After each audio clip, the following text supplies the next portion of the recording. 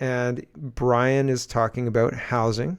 And I think housing is super important, but the solutions they're floating aren't actually solutions.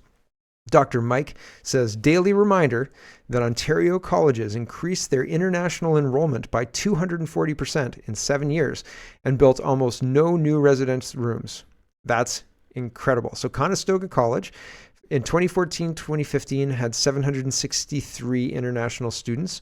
2021-2022 had 12,808 international students, a change of 12,045 international students, and the growth percentage is 1,579%. There's other places. St. Clair College was at 547 international students in 2014-15, and in 2021-22 had 6,621, a change of 1,110%. Here's another one, Canadore College, 336 students, international students in 2014-2015. In 2021-22, there's 6,182, change of 5,846, 1,740% increase. Wow, right? Here's another one, College Boreal, 24 international students in 2014-15, 175 in 21-22, and a 629% increase. That's Quebec, right? So pretty incredible stuff. They're not building houses. They haven't built houses. This is all just getting rooms and rentals and things like that. So no wonder rent is premium, because there is no supply, none.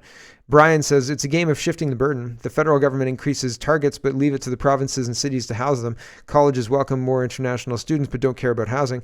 Complete failure of coordination. So the college sees a monetary incentive. The monetary incentive is increased by 1,500%. Your most lucrative group of people, bring as many as you can get, bring them all here.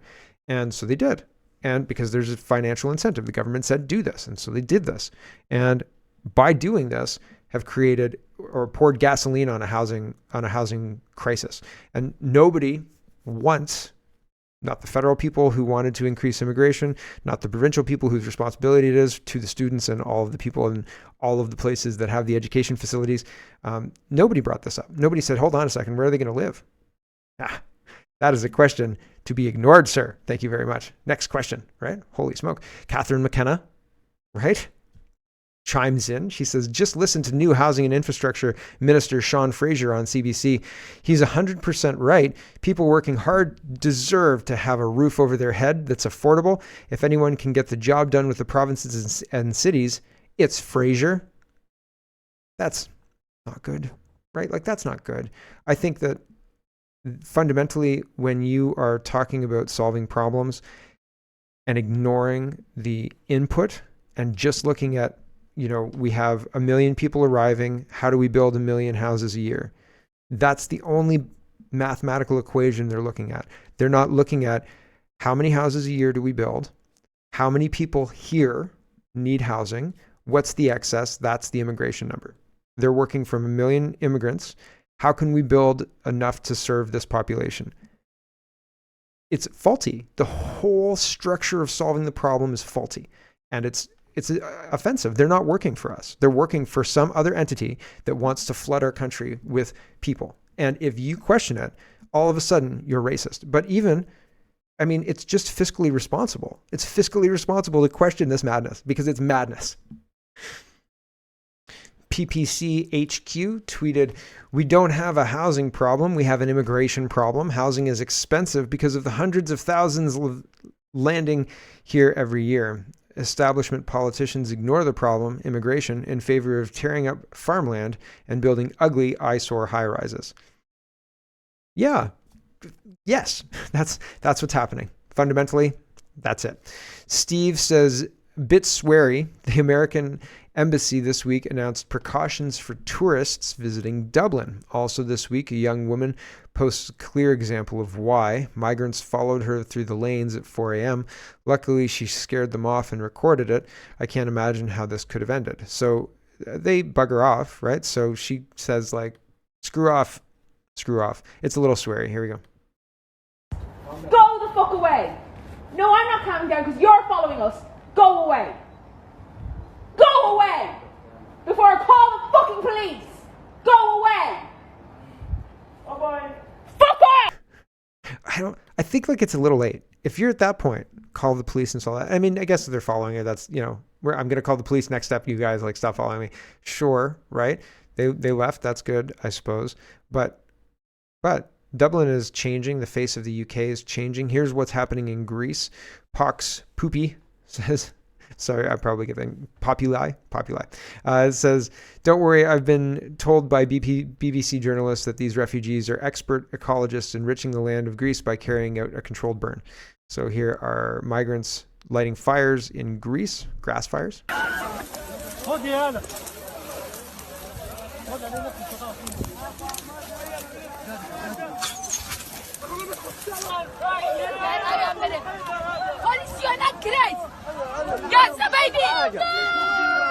that? What is that? So lighting fires among a migrant path there, that's not good, right? What's happening is is destabilizing countries in Europe and across Canada and the United States. Different states are responding differently, but it's destabilizing nonetheless, some more than others.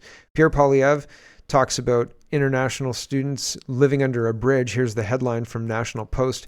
International student living under a bridge in Toronto, helped by strangers. The student, who's studying at Conestoga College in Kitchener, had been living under the bridge for the past 4 days. How was he getting from the Toronto Bridge to campus? He probably wasn't attending school. Okay. Like he was probably enrolled in school, but he probably wasn't attending daily, right? Maybe he just went for tests. Pierre Poilievre says all Trudeau's self-righteous rhetoric about welcoming newcomers is an act. He leaves people living on the streets and under bridges. This is Canada after 8 years of Trudeau. So Canada did not used to have problems like that. We used to have problems. Well, we used to have minor heroin problems, minor drug overdose problems, to the tune of 8 in like 2005 in Guelph, right? I was looking because we had 24 in, what was it, 2020, for the after the safe injection sites and all that were increased or were introduced in 2018, the overdose deaths doubled, right? It's just unbelievable what's happened. A lot of the policies have really bad outcomes and nobody's interested in looking at that and reassessing the policies. We're spending a lot of money on these terrible outcomes, really. Here is an example of a Canadian who's leaving Canada to go back to India. This girl is a nurse. She says, I'm a nurse, and that's the only part of it I understood. She's talking in Indian. I don't know which dialect she's speaking in, so I don't know which one.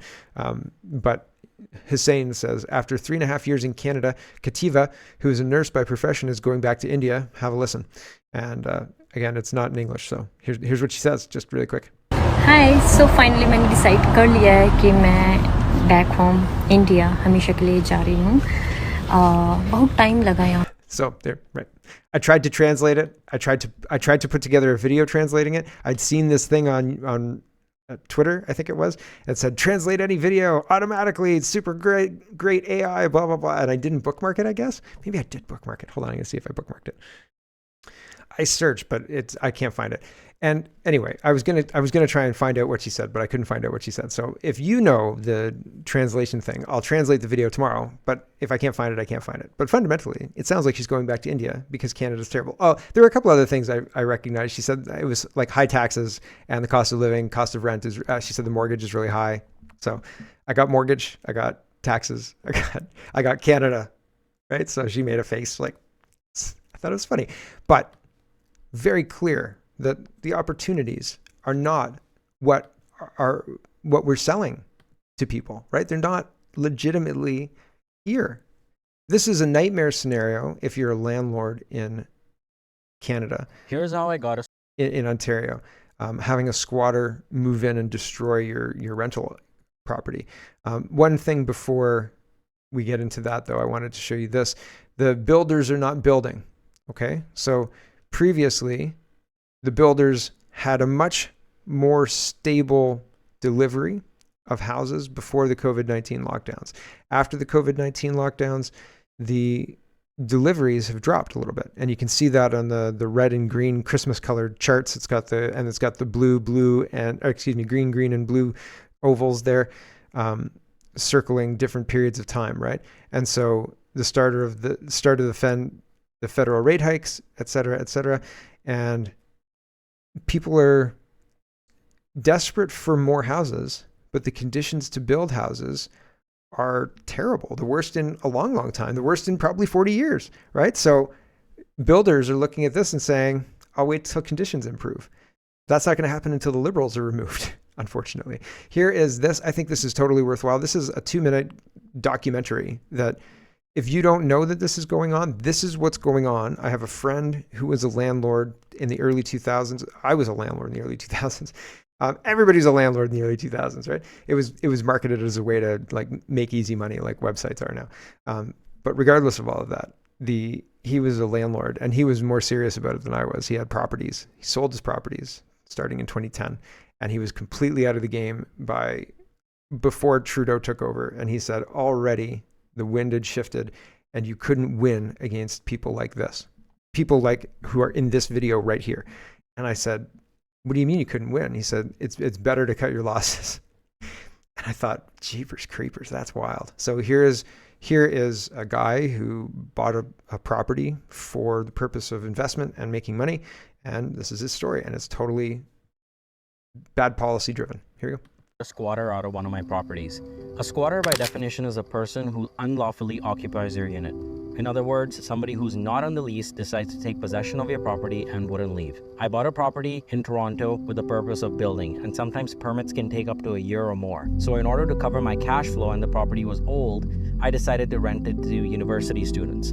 As I rented it to university students, one of the students invited a guest to come and stay over. This guy was completely out of control. After a few weeks of living in there and refusing to leave, he started threatening all the other students that were living in the property, and one by one, he violently kicked all the students out. When I confronted him, he was extremely aggressive. He threatened me with weapons. He had axes, swords, knives in his property. I thought this is a clear-cut case of trespassing, so I contacted the police. To my surprise, the police told me that this guy is a squatter. Even squatters have rights in this country, and they also have to go through the eviction process of landlord and tenant board. When I called the landlord and tenant board, I would have gone the route of, this guy had knives and threatened me with weapons. Can you arrest him? Anyway, that's just my little quick interjection. Okay, carry on. They said this is a police matter, and after explaining to them that I already spoke to the police, they decided to tell me that yes, this has to go through an eviction process. As we all know, Ontario's landlord and tenant board can take up to 8 to 10 months to kick a person out or evict a person, even a squatter, even a person you have never signed a contract with. So I decided to take matters into my own hand. Instead of sitting there for 8 to 10 months as he was damaging my property. This guy has ruined my walls, he had broken my kitchen, there was damages all over the property. The first step is I cut off all the utilities. I cut off the hydro, Enbridge, and water. But before turning off the utility services from occupants who don't hold legal rights, an eviction must be initiated as certain court orders are expected for such action. So according to our lawyers, we called the police, we gave notice, and we filed with the tribunal and courts, then proceeded to cut his utilities. 2-3 days went by, hoping that he would leave. He was still in the property, and he got a lot more aggressive and a lot more angrier. He started threatening the neighbors, he started damaging the property more, but he still wouldn't leave. So we started monitoring the house on a daily basis, and one day when we came in to check out the property, it seemed abandoned, and therefore we hired a crew right away to board up the house and disposed all of his belongings following all local ordinances regarding getting rid of someone's left behind property. And that made him even more angrier. He tried to get in, he threatened more neighbors, and police was called again, and again they didn't do anything. This man... So, right? What an unbelievable situation. And again, the police are saying, oh, he's a squatter, he's got rights. He doesn't have a right to threaten you with swords. That dude is in my house. I own that house. He doesn't have any right to that house. He's got swords, and he threatened me with the swords. Go arrest him for that. Do I need to be chopped in half for you to arrest him for that? Where do we live? It's not Canada anymore. Not. Jagmeet Singh is on the side of metro workers. So there's a metro workers strike. Hold on, I got to wrap up housing first. Apologies, I got to wrap up housing. The whole idea that a squatter has more rights than you do is demoralizing, is akin to this communist idea of everybody has a right to everybody else's stuff and so on and so forth. And, kumbaya, you make a lot of money, you have all this privilege or something like that to be able to afford this house that you bought to make money. Well, he said that he was going to tear it down and build, but while he was waiting, he was going to use the money from the rental to offset his costs. So he's going to, use it to do that for the period of time. Now it's a nightmare. He's got to get lawyers and all sorts of other stuff. the people coming in to the country are being promised something that doesn't exist. And I think that's wrong of Canada. And I think that that's bad faith, right? Canada's acting in bad faith. When they get here, they're angry, rightly so. I'd be angry too, because it costs a lot of money. It's not like, I mean, imagine moving across the country, right? Now imagine going to a place where nobody speaks the same language in you, and culturally it's very different. Although there are enclaves where there are a lot of people who are very similar to you, right? So like that's intimidating and costs a lot of money. And potentially, if you get here, you may not have the resources to go back, right? And so you get here and all of a sudden it's worse than where you were, right? Culture shock's a big thing.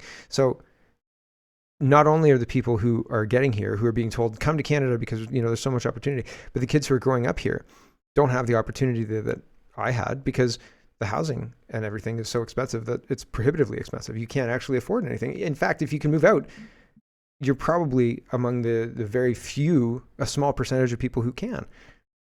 It's very expensive to rent out, like to pay for rent these days, and especially in places like Toronto or medium-sized cities, and especially in a place like that has any kind of education, because all of the rentals are taken up by foreign students. Again, breeding division and conflict, competition on purpose. All of this is done to do that. It's done for that goal. And so that's not good. It's bad. And I'm pointing it out. So there you go. End of housing. Hello, everyone. Thanks very much for watching. This is just a short version of a longer show. If you'd like to get the whole show, you can go over to CanadaPoly.com and sign up for a subscription. Just look in the drop-down tab for Shop and Donate and look for subscriptions, and you'll get immediate access to the full show. Love to see you. Thanks for watching, everybody. Have a wonderful, wonderful